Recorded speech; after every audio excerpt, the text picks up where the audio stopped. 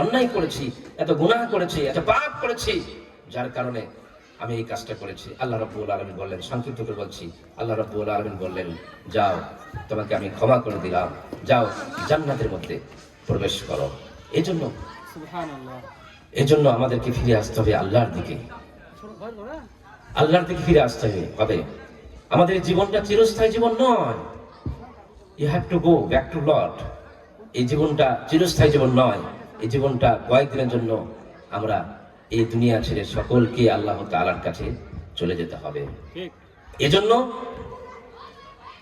আল্লাহ সুবহানাহু ওয়া তাআলার কাছে সবচেয়ে গুরুত্বপূর্ণ মৃত্যু হলো আশ-শাহাদা, ঠিক না?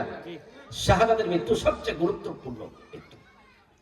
মৃত্যু রয়েছে, এর মধ্যে সবচেয়ে গুরুত্বপূর্ণ মৃত্যু হলো আশ-শাহাদা, শহীদ। আল্লাহর রাস্তায় যারা জীবন দেয়। আল্লাহ রাব্বুল আলামিন বলেন, ওয়ালা তাকুলু লিমান ইয়াকতালু ফি সাবিলিল্লাহি আমওয়াত বাল আহইয়াউ ওয়ালাকিন লা তাশউরুন। আল্লাহু আকবার।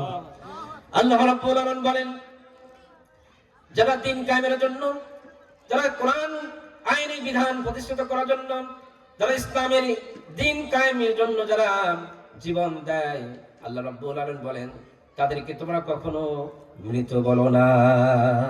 তাদেরকে তোমরা কখনো মৃত বলো না, তারা জীবিত।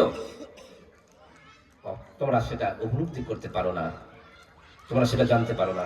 কিয়ামতের ময়দানে আল্লাহ রাব্বুল আলামিন যারা শহীদ হয়েছে, যারা জীবন দিয়েছে ইসলামের জন্য, কোরআনের জন্য যারা জীবন দিয়েছে, আল্লাহ রাব্বুল আলামিন তাদেরকে ডাকবেন, ও শহীদরা আসো। শহীদদেরকে ডাকা হবে। শহীদের গায়ের মধ্যে, তাদের চেহারার মধ্যে রক্তমাখা অবস্থায় কিয়ামতের ময়দানে উঠবেন। তার শরীরটা ঝলসানো থাকবে। বোমার আঘাত, বুলেটের আঘাত, অস্ত্রের আঘাত, এরকম আঘাত শরীর নিয়ে কিয়ামতের ময়দানে উঠতে থাকবে। এমন অবস্থায় আল্লাহ রাব্বুল আলামিন বলবেন, আল্লাহ তো ভালো জানেন, আল্লাহ তো ভালো জানেন, আল্লাহ রাব্বুল আলামিন ভালো জানেন যে কেন তাদের শরীরটা ঝলসানো, শরীরটা কাটা, বোমার আঘাত, বুলেটের আঘাত, অস্ত্রের আঘাত, এরকম আঘাত নিয়ে রক্তমাখা অবস্থায় কিয়ামতের ময়দানে উঠবে। আল্লাহ রাব্বুল আলামিন বলছেন, তোমাদের কি হয়েছে? আল্লাহর বান্দারা, শহীদরা বলবেন, রব্বুল আলামিন দুনিয়ার বুকে তোমার দ্বীন কায়েমের জন্য, ইসলামকে প্রতিষ্ঠিত করার জন্য, ন্যায়কে প্রতিষ্ঠিত করার জন্য আজকে জীবন দিয়ে আসছি। আল্লাহ রাব্বুল আলামিন বলবেন, যাও যাও, তোমরা দুনিয়াতে কষ্ট করেছো, মেহনত করেছো, আমার জন্য তোমরা জীবন দিয়েছো, আজকে যাও যাও, তোমরা জান্নাতের মধ্যে প্রবেশ করো। বলুন সুবহানাল্লাহ। যাও জান্নাতের মধ্যে প্রবেশ করো। এমন এক জান্নাত শহীদের, শহীদ ওসমান হাদি, দেখেন তার, আল্লাহ সুবহানাহু ওয়া তাআলা দেখেন কত মানুষ তার জন্য কেঁদেছে, কত মানুষ তার জন্য কান্না করেছে। পৃথিবীর সমস্ত মানুষের অন্তরের মধ্যে সে জায়গা করে নিয়েছেন, কারণ তার সাথে আল্লাহর সাথে কানেক্টিভ ছিল, আল্লাহর সাথে সম্পর্ক ছিল। সে ন্যায়ের পথে কথা বলেছেন, ন্যায় নিষ্ঠার সঙ্গে কথা বলেছেন, ন্যায়ের পক্ষে কথা বলেছেন।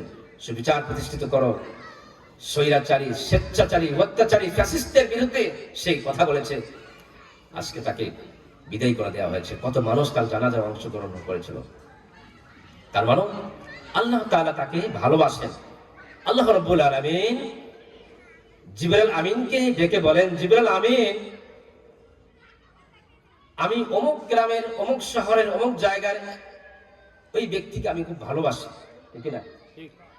অমুক ব্যক্তিকে আমি অনেক ভালোবাসি, মহব্বত করি, ভালোবাসি, মহব্বত করি। জিবরাইল আমিন, তুমিও মহব্বত করো, ভালোবাসো। জিবরাইল আমিন বলবেন, আসমান এবং জমিনের মধ্যে যা কিছু রয়েছে, কোন মাখলুকাতের মধ্যে যা কিছু রয়েছে, সব কিছু ডেকে বলবেন, শোনো শোনো, অমুক বান্দায়, অমুক জায়গায়, অমুক জায়গায়, অমুক বান্দা, আল্লাহ তাকে ভালোবাসেন, আমিও তাকে ভালোবাসি, তোমরাও ভালোবাসো, তোমরা ভালোবাসো, তোমরা মহব্বত করো, তোমরাও মহব্বত করো, ভালোবাসো। যার কারণে শহীদ ওসমান হাদিকে আমরা চিনি না, কখনো যাই নাই। সে মন্ত্রী নয়, মিনিস্টার নয়, সে প্রধানমন্ত্রী নয়, কোন পদে, বড় বড় কোন পদে নয়, সামান্য জোলাইয়ের একজন, সামান্য একজন নেতা। আর লক্ষ লক্ষ মানুষ তার জানাজায় অংশগ্রহণ করেছে। আল্লাহু আকবার।